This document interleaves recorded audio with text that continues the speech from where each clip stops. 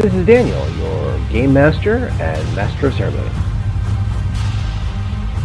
This is Tori, and I play Dooley. This is Sorcerer, and I play Ty. This is Becca, and I play Mirgrat. And this is Odyssey, a Babylon 5 story. Welcome aboard.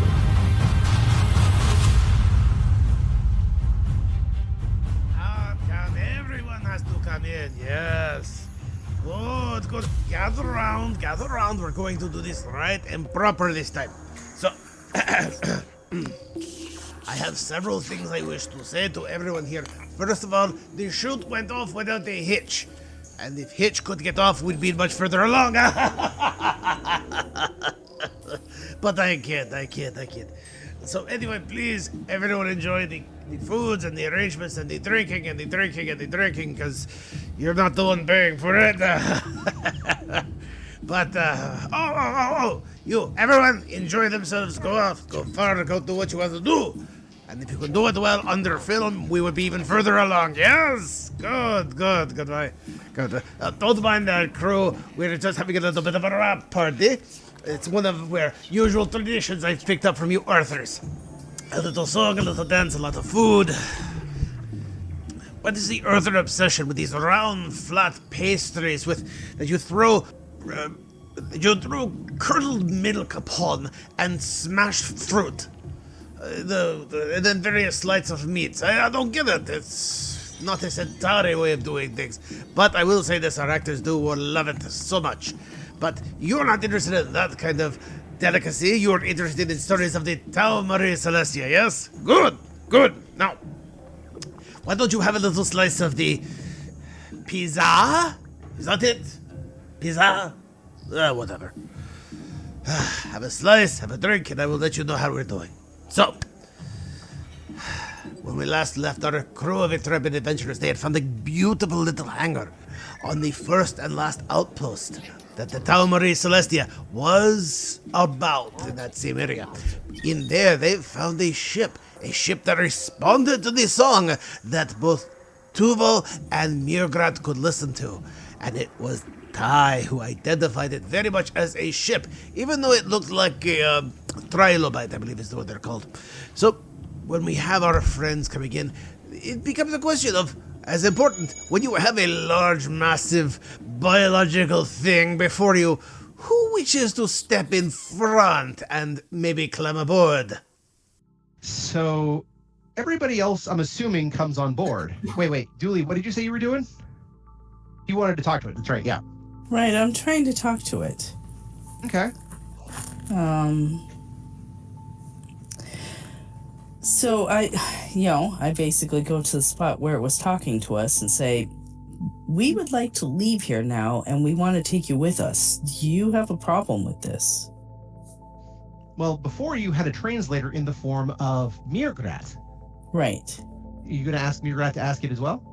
Yeah, I mean, you can still have a translator in the form of Mirgrat. Yeah, okay. Yeah, Mirgrat is still in play. Yeah, I mean, no, I did talk to it once, so... And I don't know if it understood me, but yeah, it'll be easier. I thought Mirgrat went inside. That's what I thought. I thought Mirgrat went inside, and I thought you had stayed outside. If I got that wrong, then I can Oh, yeah, I did go inside. Okay, so I guess I will go ask Mirgrat to talk to it for me. You're telepathic. It doesn't really matter where you are. This is true. Actually, it does. She has telepathy requires line of sight. Oh, that's true. But okay, but if you're inside, you're line of sight. I'm in the ship. I assume I have line of sight. Well, again, you were going in, so you were kind of going on the. You were kind of going up the ramp, as it were, when Dooley was there. If Dooley is still doesn't want to go inside, that's fine. If Dooley is okay, I'll just follow you guys and ask you questions, that's fine too. I was just trying to figure out the specifics. Yeah, I'll follow and ask the questions because I don't want to be accidentally left behind. So I would never do that. I would definitely do that. Yes, you would do that. After all this, snooze you lose. So you ask, Becca, Mirgrat to translate for it.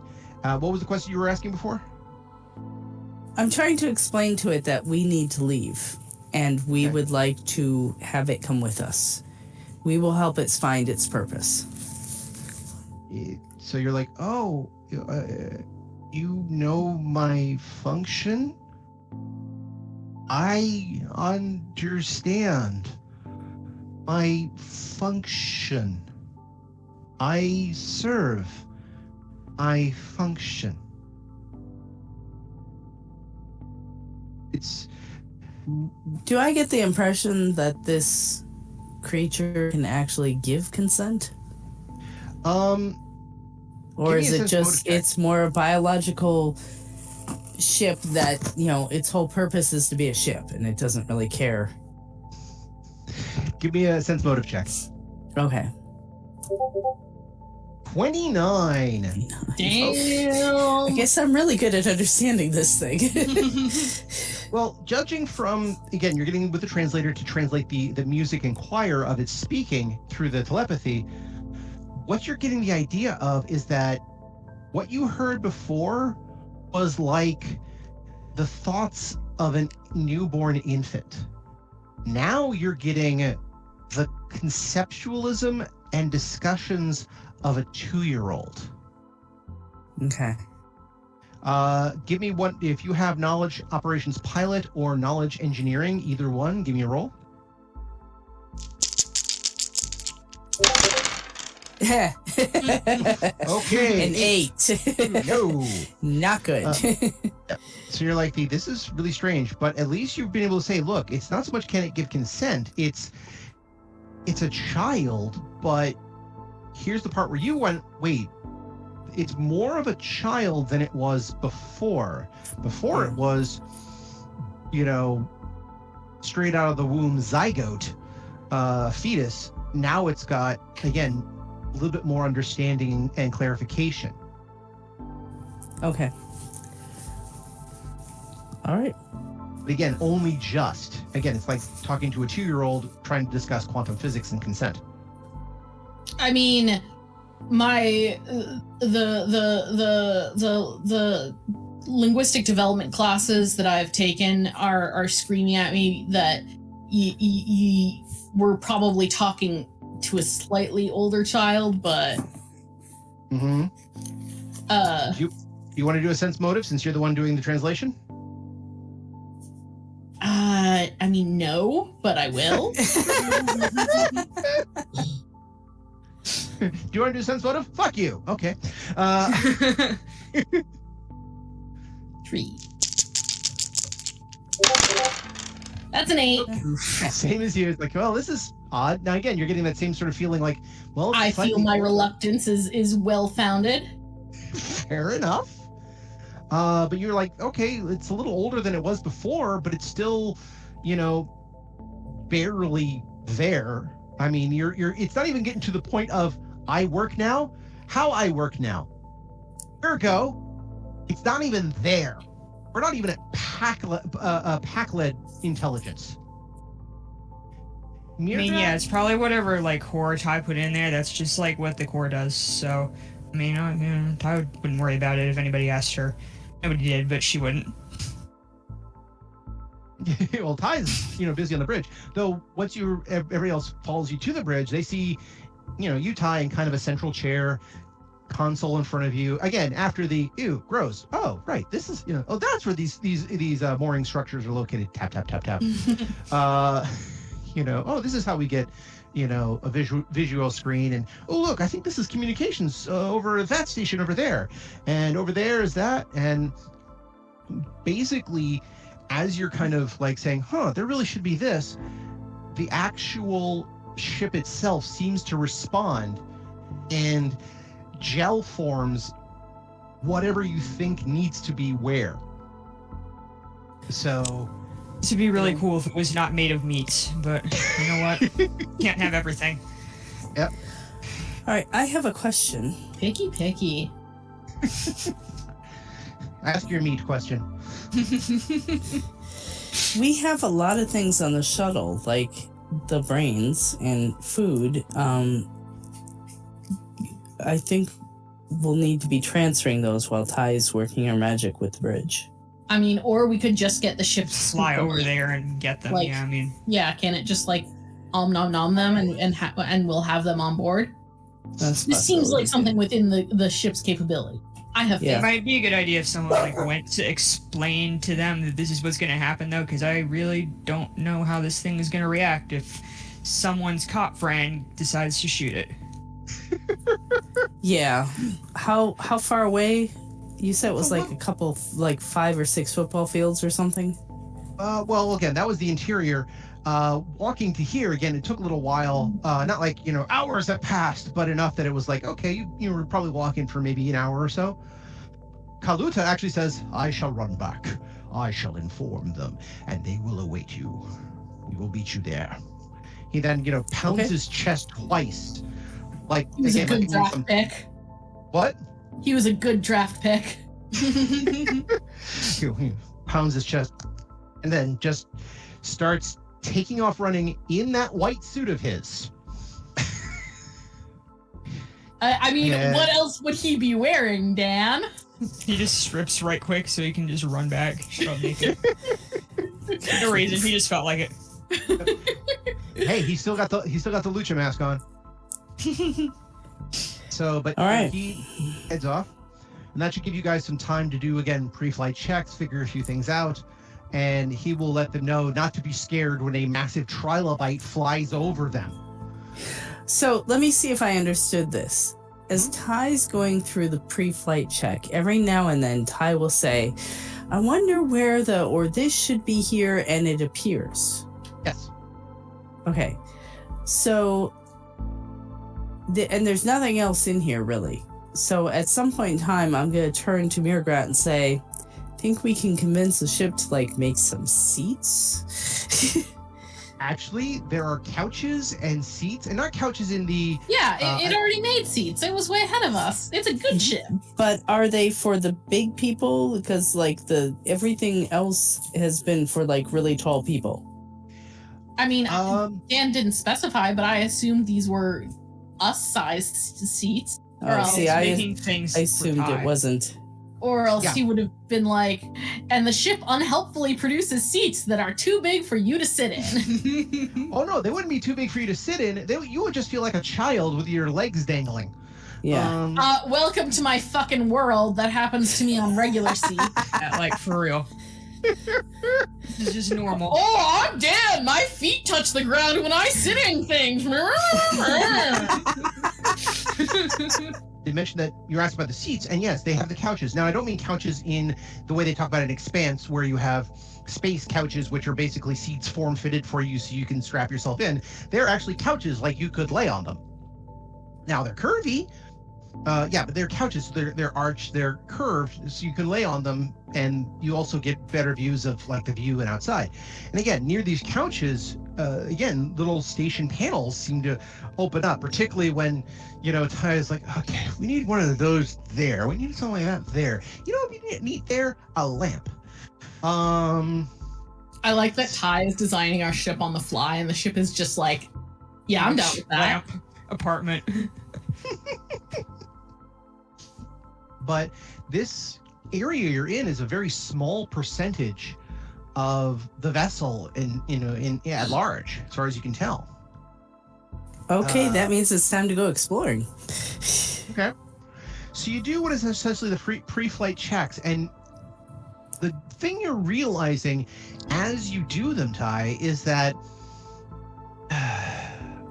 give me a quick sense motive check. This is the only thing I can think of for this particular type of logic and reasoning. Okay.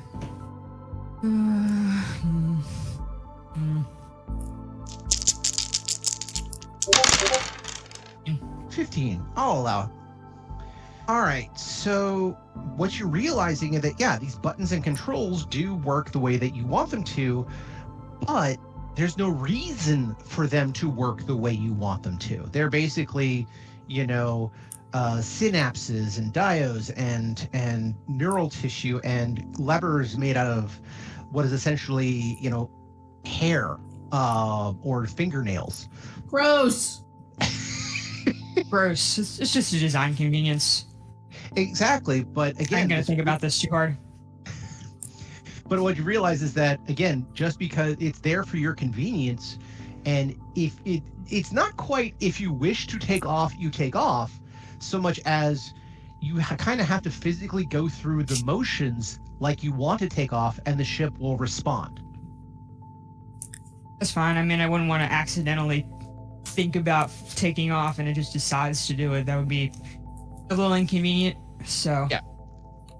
It's after a few moments, it kind of hums a certain sort of ready, and again, it's humming it. It's like rather than the usual computer going, docking bay opening, etc., etc. It's like how all new appliances like sing a little song whenever they do a thing. Mm-hmm. Kinda, yes. A little couple of beeps here and there of do. Yeah, it sings its happy little song to let you know that your water has heated or your clothes have washed or whatever. Which explains the weird noises I'm hearing from my neighbor on a regular basis. I hear something that I think is a child's toy, and I'm fairly certain it's the washer. Yep. All new appliances must sing a happy little song. Apparently, this bylaw got passed like a couple years ago, and now it's a thing. I'm sorry, is this a Douglas Adams law? Door open. We hope you enjoy your trip through this doorway. No, it's door open. Dee-dee-dee-dee-dee.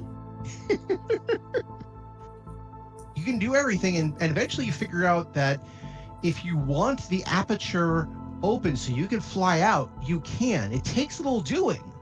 Again, you're kind of just going by the emotions of what you're used to, and certain things receive that information, relay commands in the correct way, and things go through. This also means that your pilot skill applies to moving this creature. Well, ain't that convenient? Trust me, when you said you were playing a pilot, I had this scripted way back. Yes. See, you have a purpose in this. But yes, and when you finally do kind of say, all right, open the doors, the whole ceiling kind of arches open. Again, you probably still like the iris or the lens. And it just, if it opened up any weirder or larger, a beam would come out and send 3 Kryptonians to the Phantom Zone. That's a old Superman movie reference. But yeah, so it's like this whole thing opens up and you see sky immediately and the bright sunlight and everything else. And yes, certain things fall down into the cavern because they were on top of this mound and probably have been for quite some time. So rocks and dust and dirt just kind of like start raining down for a little bit. But once the aperture gets to a certain point, no more dust is going to fall out simply because it's going to roll down, not roll down the sides, not down through the opening. Thankfully, none of it hits the vessel. And it, when requesting it, it just kind of lurches up. One of the more disturbing noises is that when the docking clamps disengage, it sounds eerily similar to somebody recording a suckling baby being pulled from its mother, and that same sucking sound being blared over a stadium's sound system. No, thank you. We're fine. Okay. The ship is cool. The sounds are gross.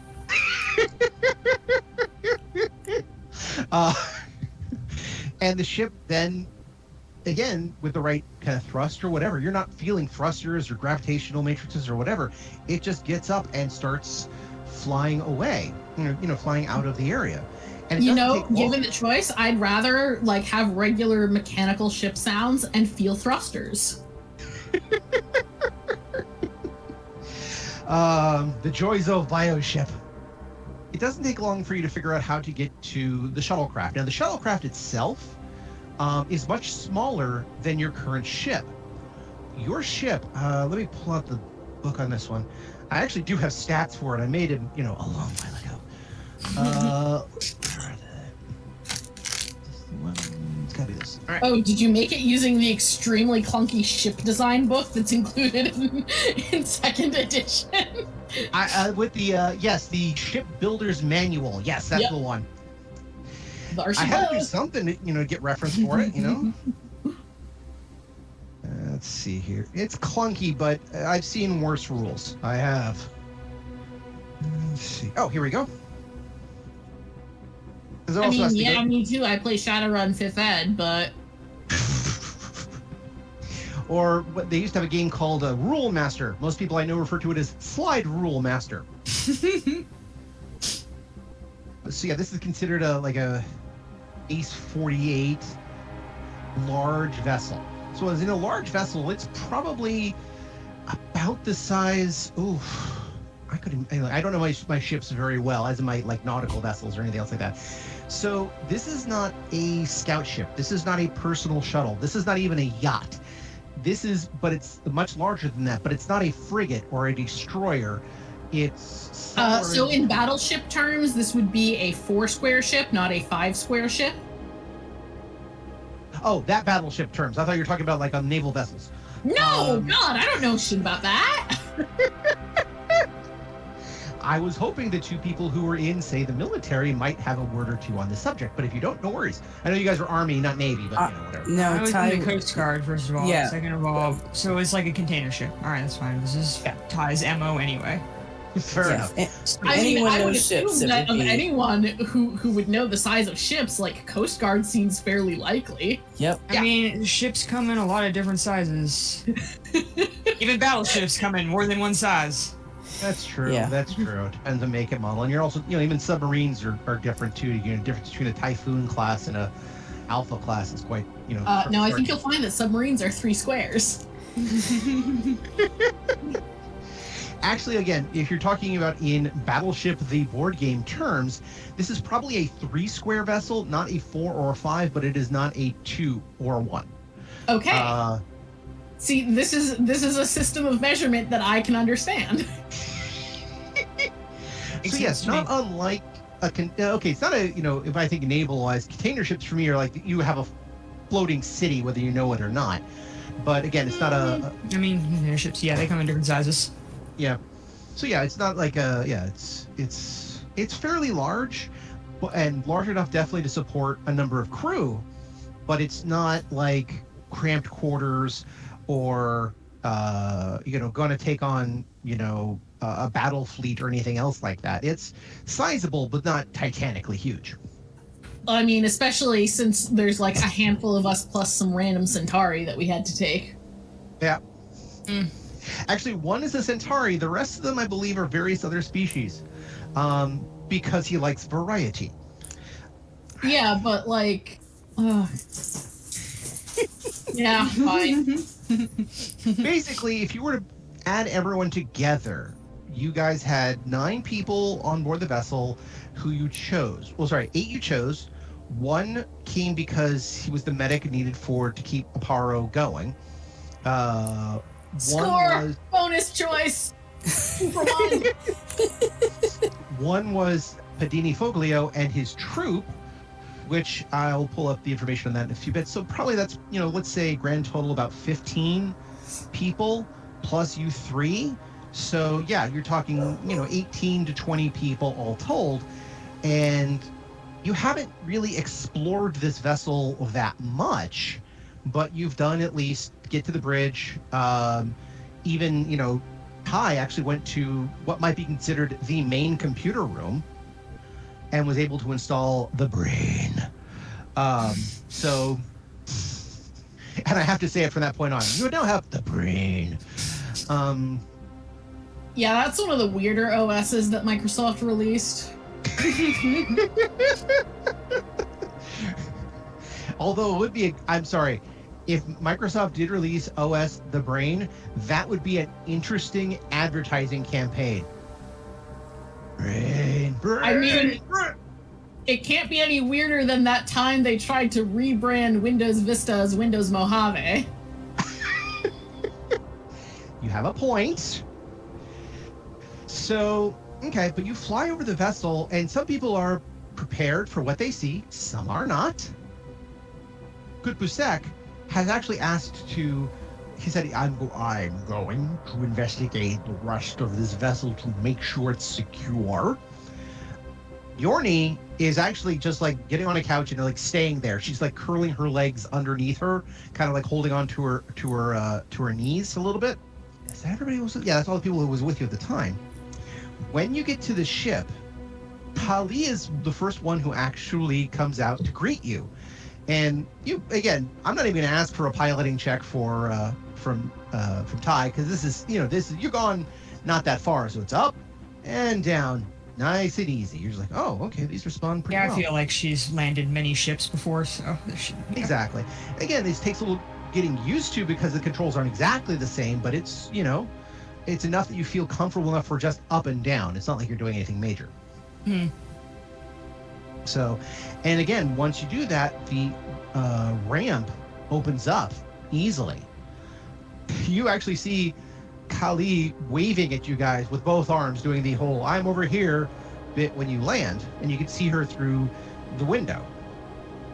And she actually like taps her link for a second, and you can hear her, kind of hailing you guys.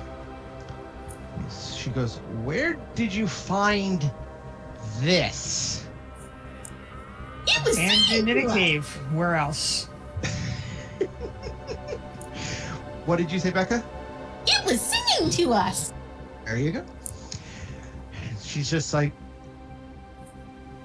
okay, will it get us to where we need to go? I Hopefully. believe so. Yeah. I don't know. I love the phrase. Yes, hopefully, God knows.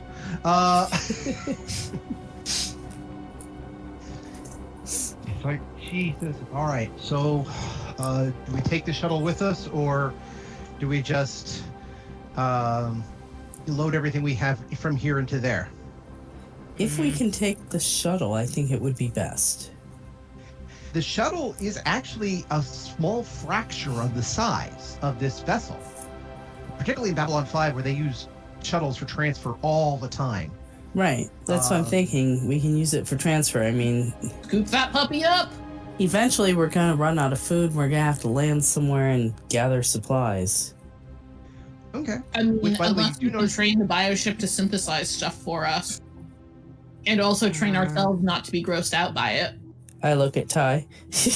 I just like shrug, like I'm just here.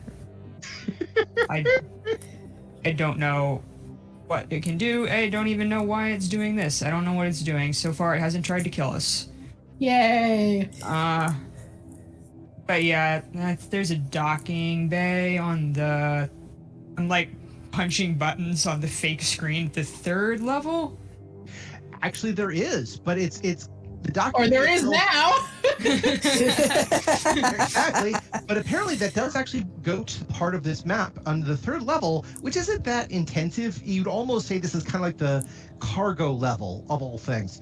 But you can actually get the abdomen to open up and essentially swallow the vessel. Now, what this also means is that it provides an airlock should you use the shuttle in space. Essentially, once the shuttle is enclosed within the bioship, the air comes in and you can walk in or out.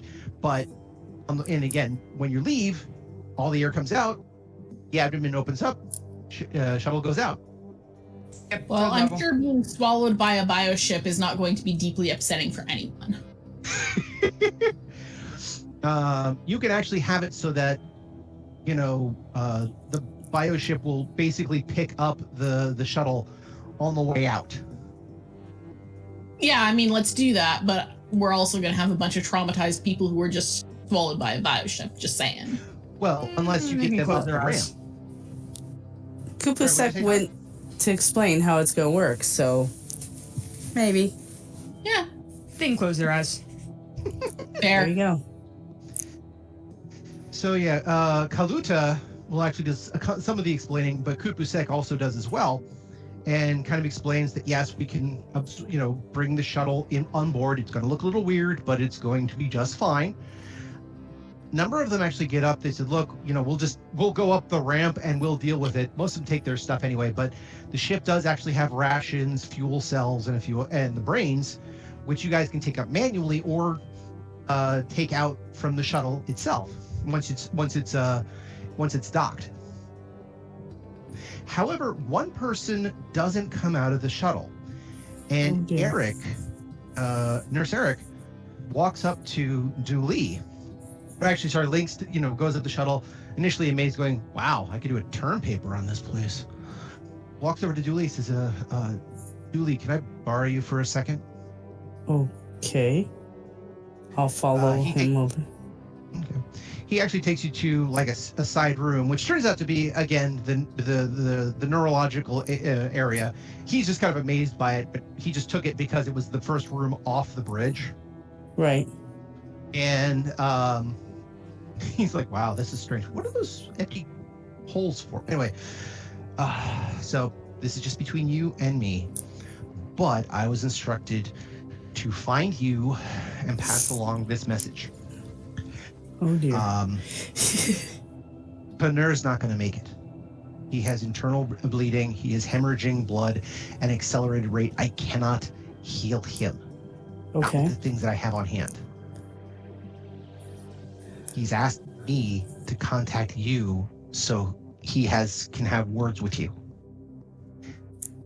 Narn to Narn, I guess. Something. Okay. I will go see him right now. Okay. So you go actually go out of the bioship down to the shuttle where everyone's out. They've already grabbed their packs and stuff and had gone into the ship. Believe it or not, people have already started calling rooms because they found out there are actual. Oh, I fully believe that. That is human nature. That is people nature.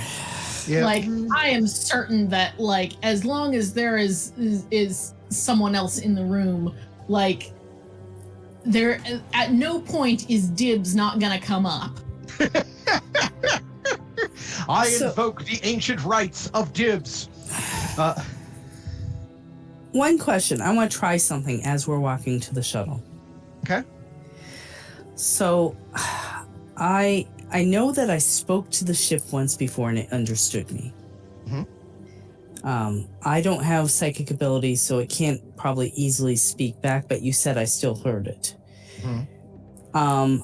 As we're walking, I'm going to ask it if it's capable of producing something like a med bay with a suspended animation tank thing. Sleep tank. They had sleep tanks then. He kind of goes, sleep tank? Heal room. Heal room. Can do heal room. Annie? So Annie?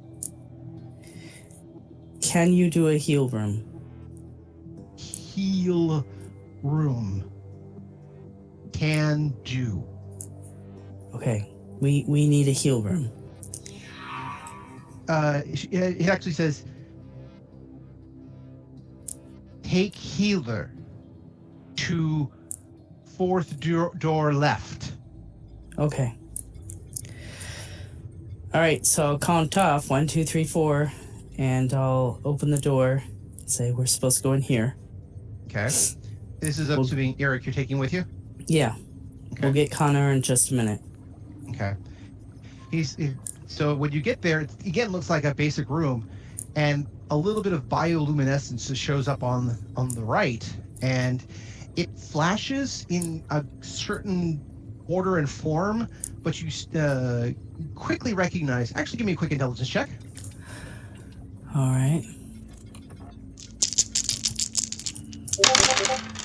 15. Under, barely. Yep.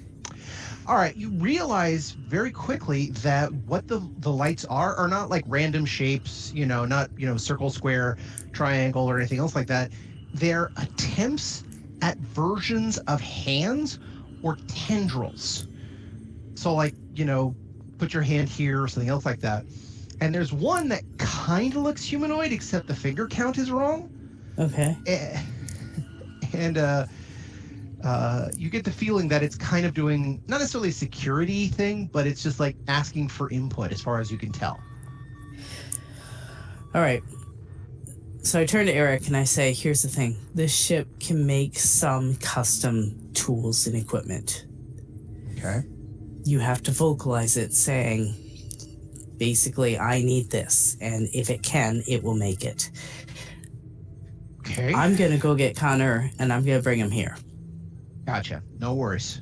You try and make what you need to fix him. Okay. So. And familiarize with this stuff. She has this look of good luck. He says, "I'll try." And as you open the aperture to leave, he kind of goes, "Okay, ship. I need a scan bay, and I need a surgical table, and I need a ventilator over here." And you hear the phrase, "Hey, bull." Yeah, it's a long shot. If only you had a telepath who also had a really high medicine score. That is True. Oh crap! You're right. Mm-hmm. Can I do an intelligence roll to see if I remember this? Because right now I'm kind of focused. Do a quick one, just real quick. I can see why you did it, and if you don't, Yeah, way under. Yeah, you were the. Oh, right. Maybe we should get the other person who's highly, educated with medicine and telepath, and you kind of chime in to. Yeah, is my communicator working here? Oh yeah. All right. So I'm going to ask Mirgrat to meet Eric, and I'll give them quick directions as to where to go. The good news is that once you're on the central level, everything's flat. So it's like one main corridor, and everything's left or right off the corridor. That's it. Uh-huh. So that's when you go fourth down on the left. You know exactly where that's going. So. What happened to the Bakuri? To the Bakiri? Yeah, didn't we have a Bakuri with us? You mean besides Ty or Tuvo? Yeah, the one still in the Bakuri body. No, we never actually. Okay. Not one of them was a Bakiri that you asked for. It occurs to me I may not be able to lift Conair. I'm gonna need help. Okay. The other guy who was fighting with him. The Drazi, White Mountain. The Drazi. That was okay, now Bakuri, Drazi. Kaluta. Yes, Kaluta. I'm also gonna ask him to meet me. I guess this is still on the shuttle? Yes. To ask him to meet me on the shuttle.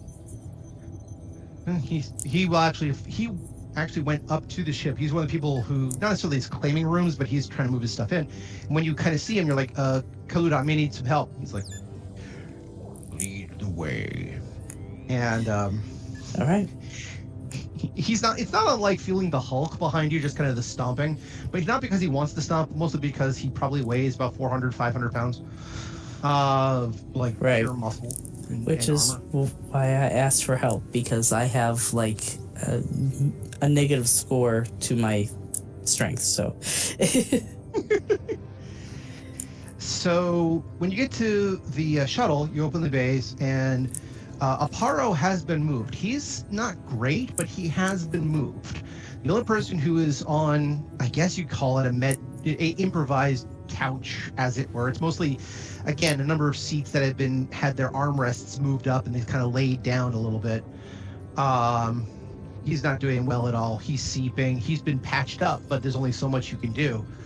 And he looks over and says, Julie, good. No. We don't have a lot of time. We have a med bay on the new ship. We need to move you. No, we don't have a lot of time. He looks over, Kaluta, for honor, give me 5 minutes. He goes, for honor. Turns around and leaves. What? We're moving you to the med bay. He looks over. No, we're not. Here, he kind of taps, one of the chairs nearby. You sit. I want to tell you a story before we're done. Oh. Okay. Okay, I'm sorry. Could he not tell this story while being gently cradled in Kaluta's arms on his way to the med bay?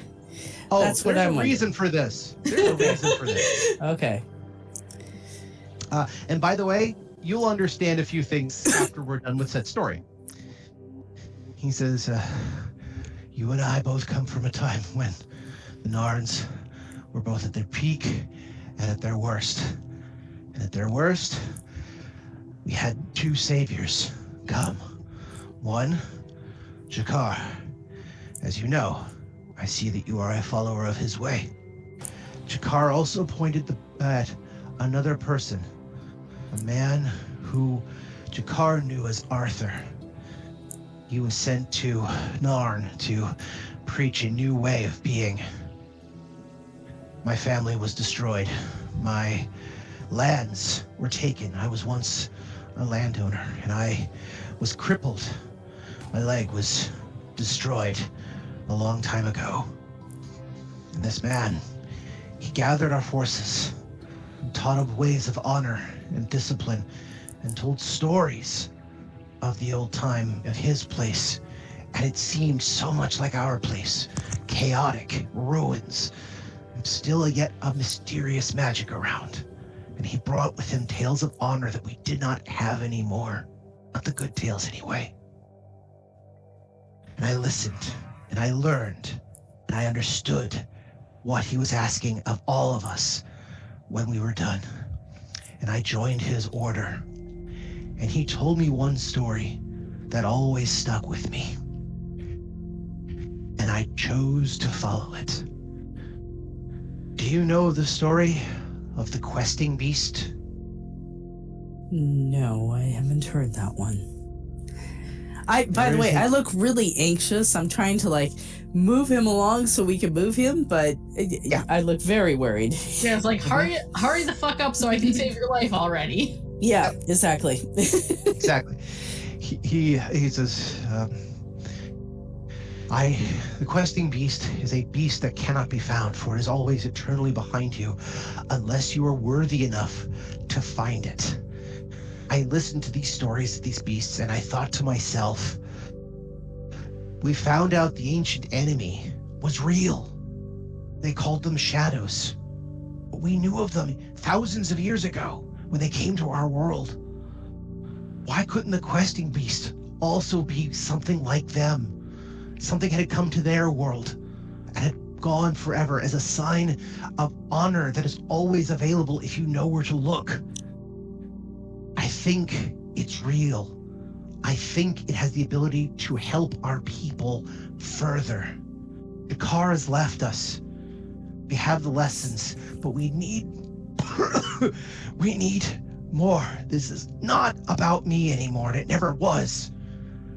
I put myself on a path, and my path was for two things. To find the questing beast, a being that could help our people, an actual animal that could bring what we needed. The other was to find what every knight truly wants, and only a few find. Love. I found that once, at least as I thought about it, and I followed it to the wrong end. And I've tried to atone for that ever since. All several days of it. And now, he reaches down and grabs his sword. And now I cannot continue that quest anymore. I know what you've been looking for. Not just the amber or a way home or what we've been dealing on the ship with the bugs and the Yith. Yes, I know what the Yith are now. Okay. I know you're looking for a path to help our people and for you to gain the honor you've lost to come home. So I say unto you this. He hands you his sword. Kind of like offers it out, offers out the hilt of it towards you. Yeah, I look thoroughly confused and I take the sword. He says, you take the sword, you will bequeath. I bequeath to you all my lands, my property, and station on Narn. I also bequeath to you my quest. Continue on, searching for the beast that can help our people. And if nothing else, he points out the window, there is your proof that it exists.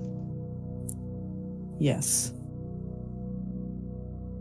I don't know what to say. Say, I accept or I decline.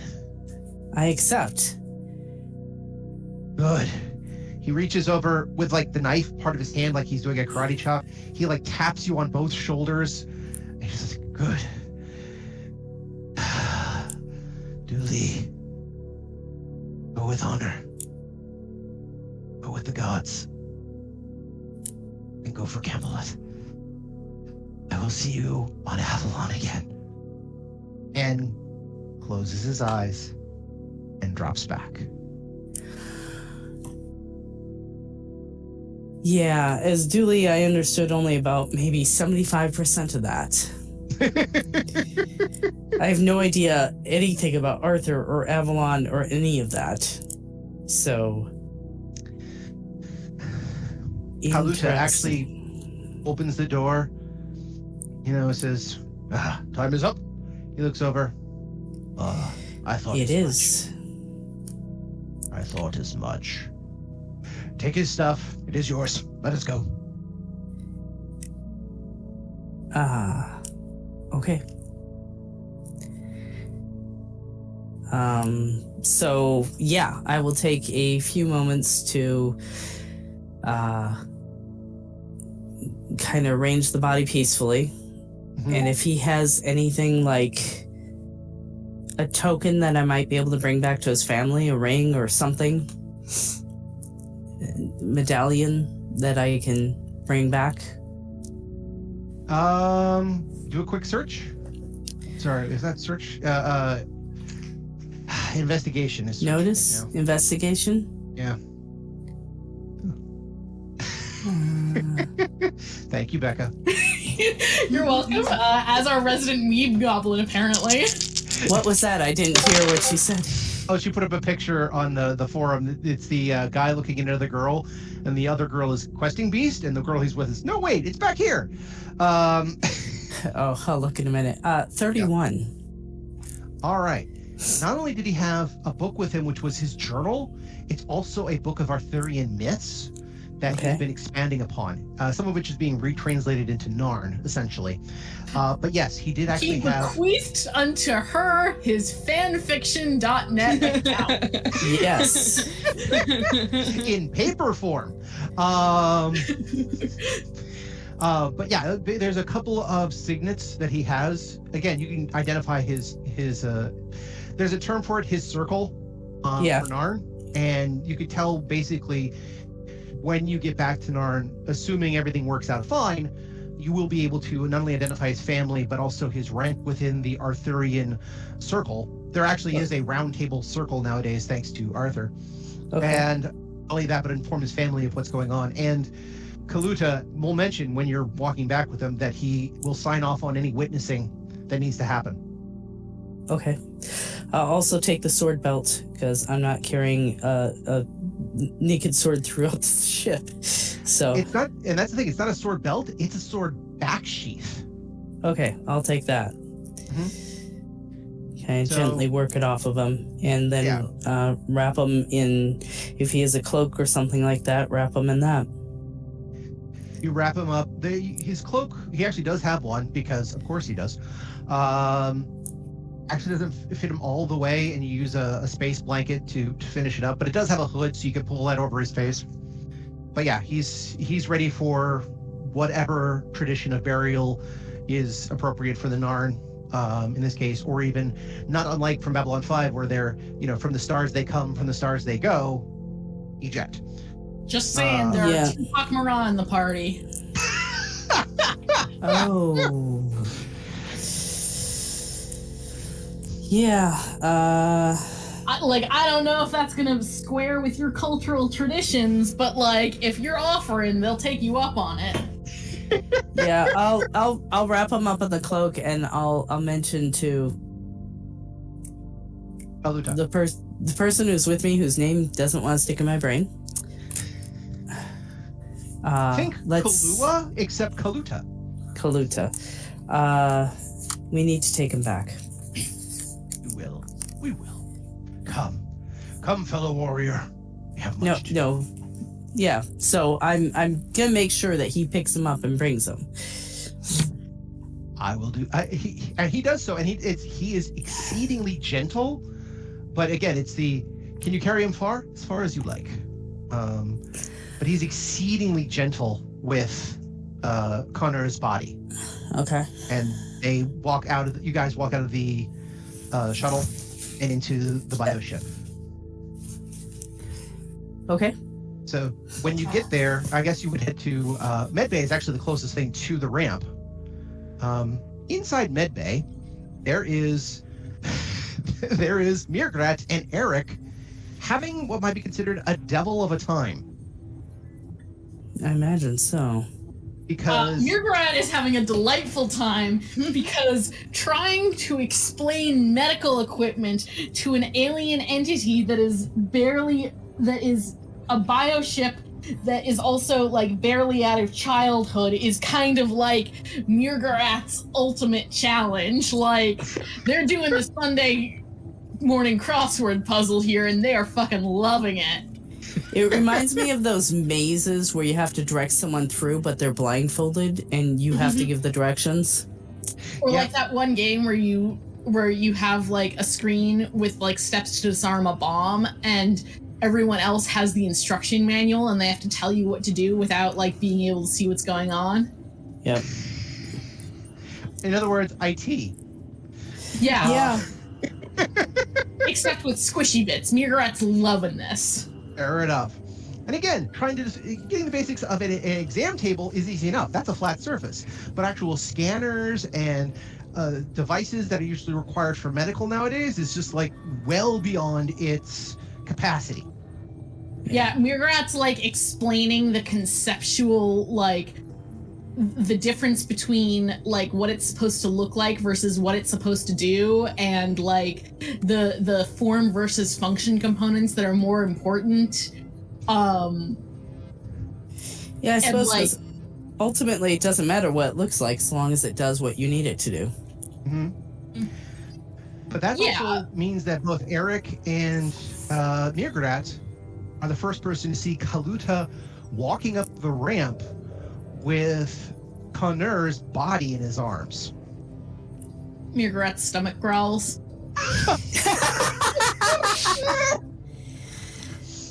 He looks over to Eric and Kaluta. The warrior did not make it. He bequeathed unto Julie all of his property, rights, and privileges, as well as responsibilities. This is most tragic! Yeah, Julie looks a little shell-shocked. It is... He looks over. He was a good warrior and a being of honor, and I will see that his honor is continued. He looks over at Julie. And you will tell me your rights of burial, or I will ask the sergeant. I know we don't have the book in front of us either, so. Yeah. Well, I don't remember it saying anything about rights of burial. It changed because a lot of their sacred places were bombed into oblivion, but it didn't say what changed to, if I remember correctly. No. Well, I don't think they had time to go into specifics. Yeah, I probably should have asked him, but I think we're in rather survival mode right now. I understand. I will take him someplace to rest for a time. And he just goes off to another room and like opens it up and goes in with Connor. I mean, I think absorbed by the bioship would also be a viable option. Yeah, but absorbed by the bioship won't feed the two pak'ma'ra, who probably can't eat most of the food we have. I guess, but like, I mean, yeah, that's fair. Although, Unless like, you can eat part of the ship and it replaces honestly, itself. if we cut off a hunk of the ship and it decays, we could probably eat that. Assuming that you could actually eat whatever it's made out of. Yeah. I mean, unless it's a saltwater fish, we're gonna be fine. It does look like a trilobite, and I'm not sure their trilobites were land-based. Damn it. We might not be able to get the ship. Why don't we try this? Ask it for a small substance, set it aside for a day or two, and see if you can eat it. All right, that works. Here's a question for Mirgrat, or for the pak'ma'ra. Can pak'ma'ra eat cheese? Yeah. Okay. It's organic. Well, Yeah. again, it's milk, but it's also milk that's been essentially fermenting. Yeah. We can. We determined that they could eat fermented drinks, remember? Yeah. True. We can have kombucha and like fermented mare's milk and stuff. So yes, everyone's, again, grabbing rooms, getting things set up. They're slowly learning that the rooms will adjust to them, and it's not really complicated, like you're going to get, paintings on the walls or drapery or anything else like that, but it will make simple shapes and simple things to help. In other words, a bed long enough. A bed long enough, possibly soft enough, a window if you need or want it, and kind of an aperture, which is kind of like a closet. Kinda. Maybe a table and chair, but don't expect it to move. Also, sorry, my attention is needed elsewhere for a moment. I'll be right back. Okay. Yes. So while we're doing that, Ty. Yes. There you are. Oh crap! He's asking for my attention. What do I do now? So you've been adjusting the ship, and you're realizing kind of quickly that not only is this thing of a primordial intelligence of a 2-year-old, it's sluggish. It's moving like a, it won't say it moves like a fish out of water. It's kind of lumbering like, what is it? It's like a hippo in a lot of ways. I won't say hippos, because hippos are actually fast. They're really dangerous. But again, it's that sort of lumbering when this thing feels like it should be moving really well. It should not move like a White Star, which are just agile as hell. But this thing's just like, it's like driving a boat. Again, you think this thing should I only know car metaphors, so run with me.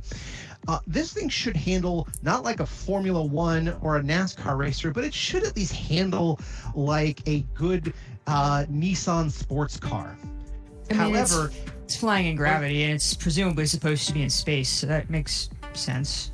That's one part, but it feels like it's moving like a 58 Woody whose engine hasn't been maintained for a while. And part Maybe of that, it's low on gas. that is a good point. Give me also a quick operations pilot. 24. Okay.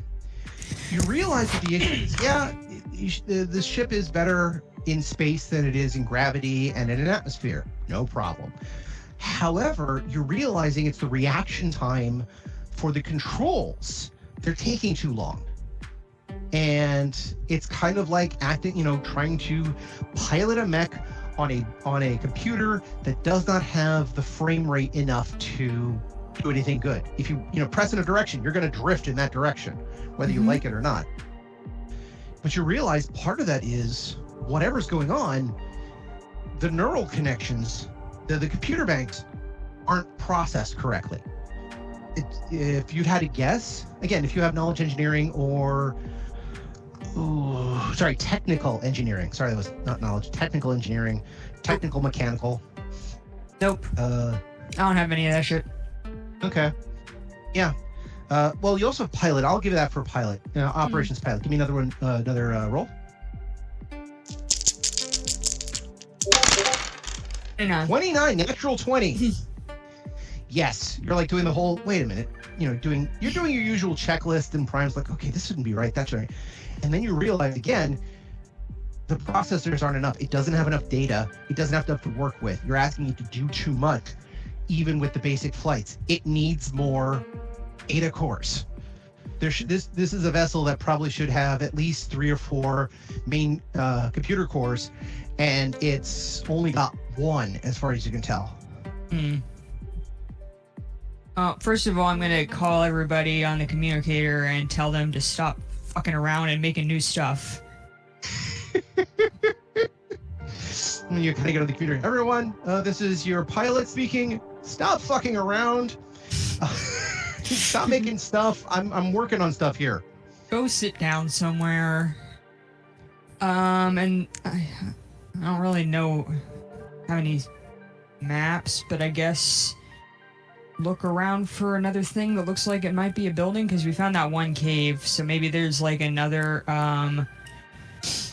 docking bay type area that might have more stuff. Okay. On the ground.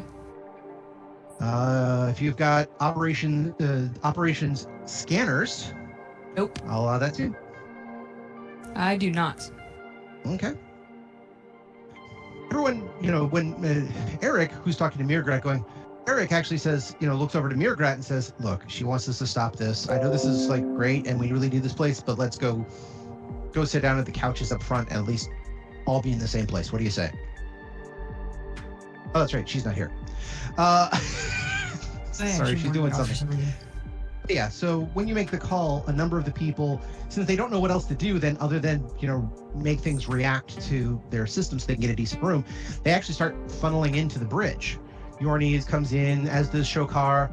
Shokar actually kind of goes what I could make out of this ship. Yes, the chef and butcher restaurateur has immediately started looking at the ship going, how exactly would I serve this? Do not start cutting holes in my ship. Yeah, a little disturbing. Don't do that. But yes, the only persons who don't come up to the bridge immediately are our player characters, Eric and Kaluta, who is in the room with Connor. Everybody else so far comes to the bridge and either just leans against a wall, grabs a chair or a seat on the couch, and just kind of waits while you figure everything out. I tell everyone to start looking out the windows to see if they can see anything that looks like it might be a building. Okay. Most of them look out the windows. They actually even volunteer to go outside on top of the ship to see if they can get a better view. There's nothing. I mean, there's not even a lot of hills. It's pretty barren. I mean, we could go back to the other cave, other docking bay, and dig around some more, maybe. So, Dooley. Yes. Okay, there you are. Did you also return to the bridge, or? Honestly, I'd probably stay with person whose name I can't remember for some reason. Kaluta. Okay. So you're with Kaluta and Connor in a room, basically doing whatever might be considered funerary rites. Right.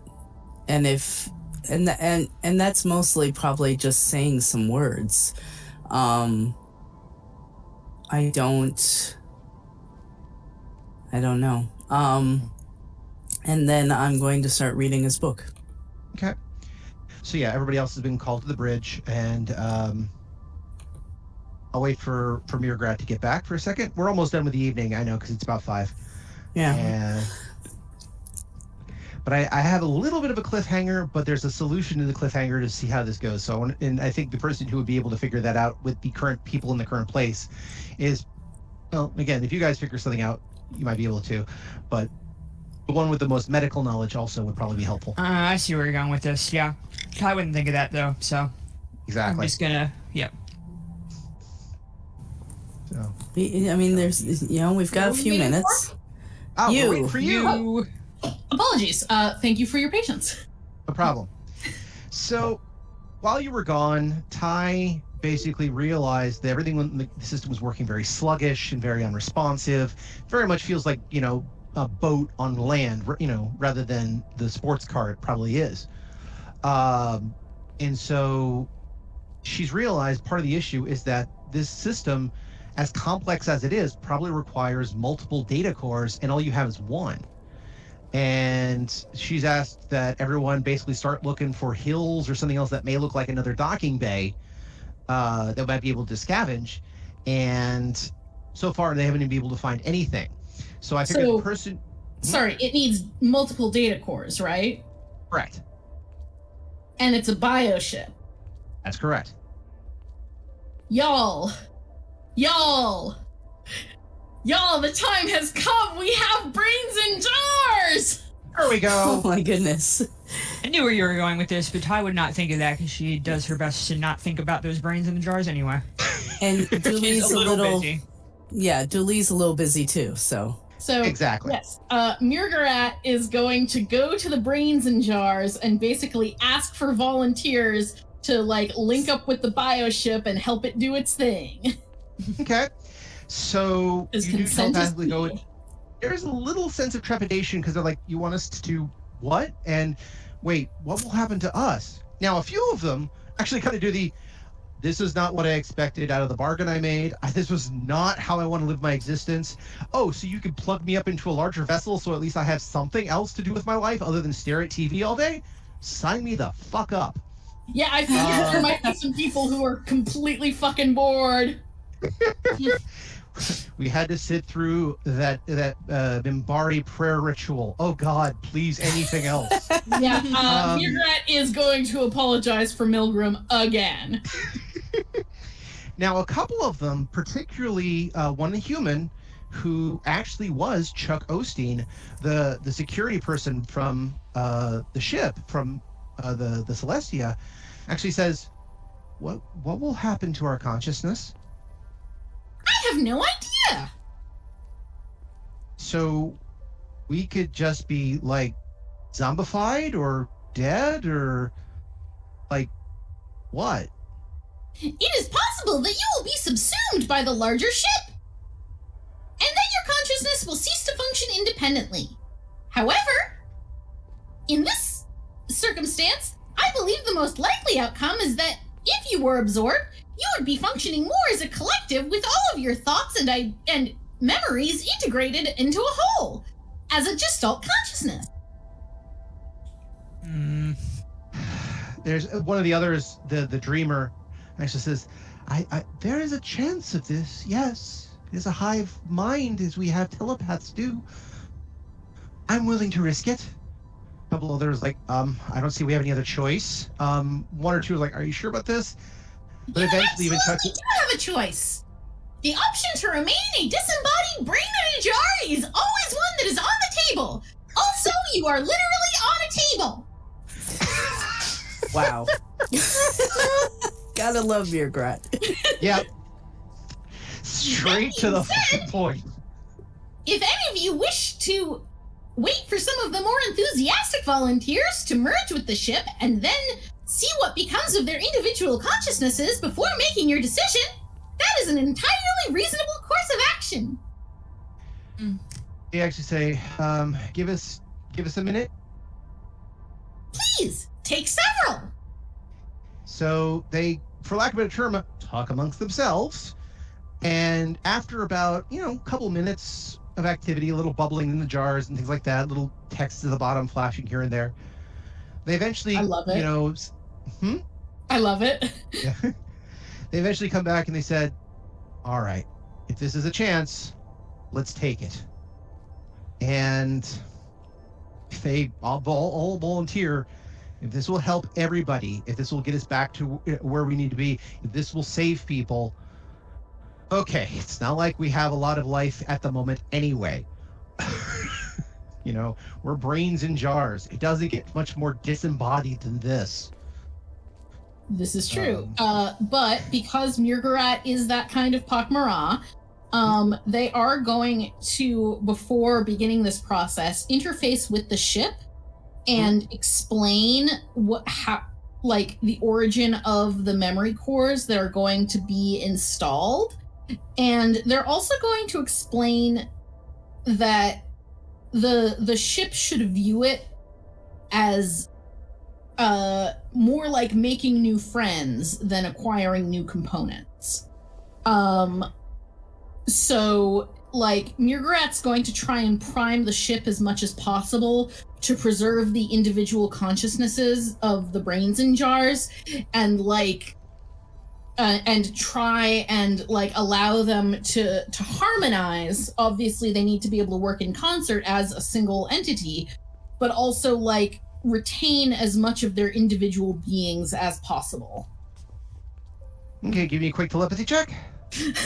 I thought you were going to go with that. I thought you'd never ask. Oh no, I assumed you were going to ask. Yeah, fair enough. Hang on. 19. 19. You try to explain this to the ship, and this is the equivalent of what happens. We need you to integrate with these because these are sacred things that need to be kept individual and separated. Think of them as friends, not as components. It's going to be okay. There's going to be a part of you, but they're not you. So you don't digest them. You don't absorb them. You don't use them as tools. You think of them as partners in a larger way. You become more of a group than a single being. The reply is essentially the ship singing Abracadabrawatchastuitzes. I mean, at least it's not the ship going om nom nom. By the way, does anybody else know that song? No, I thought you were going with Abracadabra by Steve Miller Band, which is a surprising. It holds up well. It does, actually. No, actually, I was going with the ABC song sung by Big Bird from Sesame Street. I have no memory. Basically, Big Bird sees the alphabet and thinks it's one word, so he tries to pronounce it. I love that. So, you got a little bit of a risk, but again, you're about as good as you're going to get. Mugarat did their best. Like, okay. They didn't just throw the brains into the ship all willy-nilly. They tried to prime the ship to give the brains the best experience possible. Gotcha. So Eric actually volunteers to help you install the brains because they're, from what you can see, they're going to have to be taken out of jars, so their neural links would actually interface with the data cores, and they're going to have to be hung upside down essentially. But that sounds awful. But that's the thing. Once they're attached, then the neurologicals and the brains become data cores. The apertures will seal up. So again, they're not going to be hung upside down and forced to stare out at nothing for the whole time upside down. I mean, yeah, that would be fucking torture. So it'll actually become more like net running from or like the Matrix in a weird way. I guess that's acceptable. You take some time. Both of you are very gentle, trying to get the brains out of the jars, make sure whatever's keeping them alive stays that way until they're hooked up. And again, once the neural tissue is pressed to the receiver, it just absorbs it, and you have to basically, I won't ask for a reflex save, but you guys have to like jerk your hands away before the wall just subsumes it. And every time a neural core a brain is installed, Ty actually notices the ship gets a lot more functional and a lot more responsive. Oh, I was going to say an angel gets wings, but that works too. Okay, fair enough. So by the last brain, all 8 are installed. Now there's 12 sets areas available, of which 9 have been taken. You have the main core you found and the 8 brains. Once that happens, the ship no longer becomes I go now, I do thing, what function? It is now, I understand what is required of me in this regard. Good evening to you. Massive RAM upgrade. Massive RAM upgrade, massive everything, system upgrade. And the song it sings as it responds, by the way, it now can respond in common, essentially English, throughout the ship as bone conduction. So you guys kind of feel responses through your feet.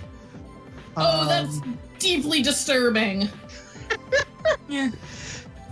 But it actually is able to speak, and when it speaks, it actually is as a choir, that's speaking in unison. And it does ask one question as it kind of does the, data core received, data core integrated.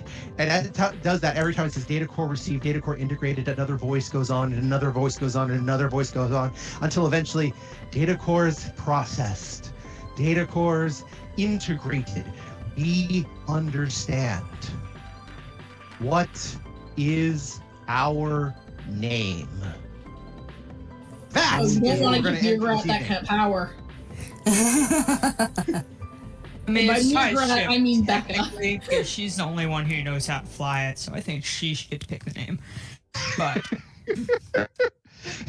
since she's the one who has to talk to it, There is that. Yeah, that's fair. not letting Mirgarat give it a name she can't pronounce is, yeah. Well, I didn't figure it was going to be one person saying, that's it. I figured it was going to be like, all of you have to decide, what do we call this thing? I mean, the only thing that's springing to mind right now is Betsy, so balls in y'all's court.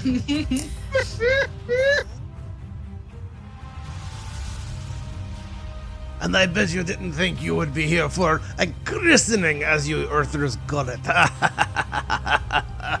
But that is for the next time. So you must join us next time on Odyssey, a Babylon 5 story, and you will learn more. In the meantime, have some of the pizza and the ravioli and what are these anchovies? Oh, magnificent! I must have more. And that's where we're in for this week. I want to thank everyone for joining us and hope that you continue to join us every 2 weeks for another episode of Odyssey. If you have any questions, comments, constructive criticisms, or just want to say hi, then you can find us at temporalplaygrounds.com/Odyssey or email us at temporalplaygrounds@gmail.com or find us on Facebook, Odyssey, a Babylon 5 RPG podcast, or Reddit, r/OdysseyB5. Babylon 5 was created by J. Michael Straczynski and is owned by Warner Brothers Domestic Media. The Babylon 5 role-playing game was produced by Mongoose Publishing utilizing the OGL gaming license for D20. Our audio engineer is Gabriel Belden. Our theme music, Titan Striker, was composed by Evan King. Incidental music provided by Tabletop Audio at tabletopaudio.com. All other music provided by Creative Commons license and is available of information on our website. Once again, I am Daniel, and I thank you for joining us on this grand adventure. Good night, and keep dreaming.